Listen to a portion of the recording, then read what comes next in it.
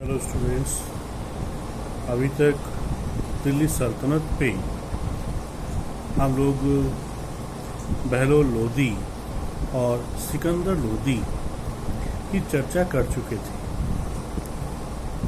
सिकंदर लोदी के मरने के बाद 1517 में अब इब्राहिम लोदी शासक बनता है। इब्राहिम लोदी में पेशेंस यानी कि धैर्य का अभाव था।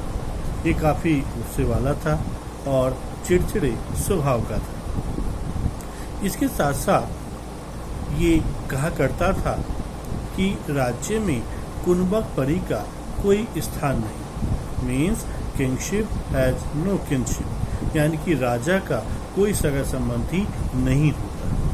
इस तरह से हम देखते हैं कि जो ट्राइबल कंसेप्ट यानी कि जो जनजातियों में समानता की भावना होती है, बंधुत्व की भावना होती है, उस नीति को बहलोल लोदी ने और कुछ हद तक सिकंदर लोदी ने पालन किया था।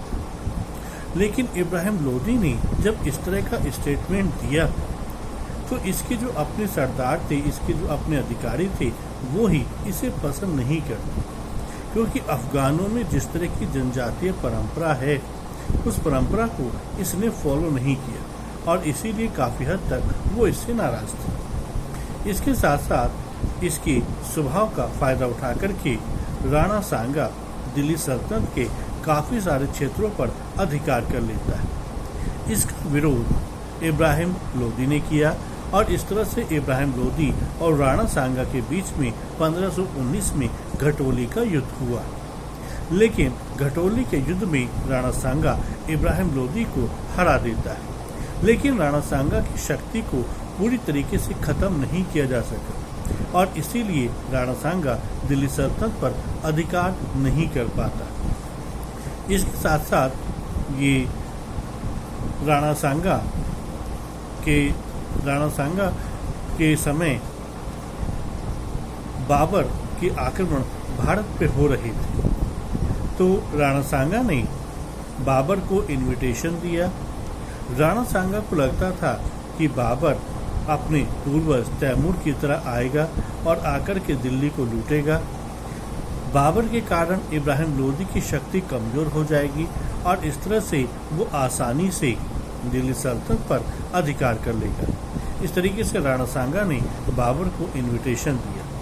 बाबर को एक और इनविटेशन मिला था आलम खां लोदी का। ये जो आलम खां लोदी थे ये इब्राहिम लोदी के चाचा थे और आलम खां लोदी को लगता था कि बाबर अपने पूर्वजों की तरह आएगा और आकर के इब्राहिम लोदी को हरा करके और दिल्ली को लूट करके चला जाएगा। इस तरह से इब्राहिम लोदी कमज़ोर हो जाएगा और फिर आलम खां लोदी दिल्ली सल्तनत पर अधिकार कर लेगा। ऐसे ही बाबर को एक और इनविटेशन मिला था और ये इनविटेशन था दौलत खां लोदी का।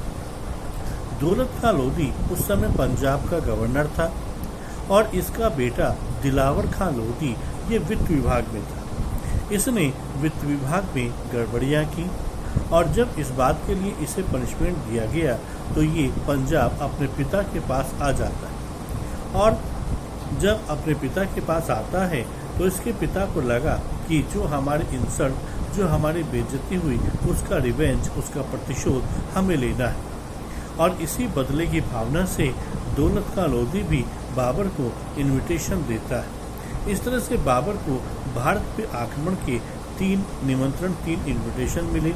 इनमें राणा सांगा का निमंत्रण मिला, दौलत खां लोदी जो पंजाब का गवर्नर था उसका इनविटेशन मिला और आलम खां लोदी जो इब्राहिम लोदी के चाचा थे उनका इनविटेशन मिला। और इस तरह से बाबर को लगा कि अब भारत को जीतने का समय आ गया और यदि उसने भारत को नहीं जीता तो कम से कम पंजाब को तो जीत ही लेगा, क्योंकि बाबर पंजाब को अपनी लिगेसी, अपनी विरासत मानता था। और इस तरीके से बाबर ने 5वां आक्रमण किया और अपनी सेना लेकर के पानीपत पहुंच जाता है। यहाँ पानीपत में बाबर ने तुलुगमा पद्धति का यूज किया। तुलुगमा पद्धति में जो दूसरी सेना है उस सेना के सामने एक खाई बना दी जाती है। खाई के पीछे तोपें लगा दी जाती हैं और उन तोपों को बैलगाड़ियों के साथ बांध दिया जाता है। तोपों के पीछे खुद बादशाह खड़ा हो जाता है और एक बटालियन उसके दाएं, एक बाएं और एक पीछे खड़ी हो जाती है। जब युद्ध शुरू होता है तोपें चलती हैं और इस तरीके से दाएं और बाएं की जो बटालियन है और पीछे वाली बटालियन वो दुश्मनों को चारों तरफ से घेर लेती है। इसी को तुलुगमा पद्धति कहते हैं।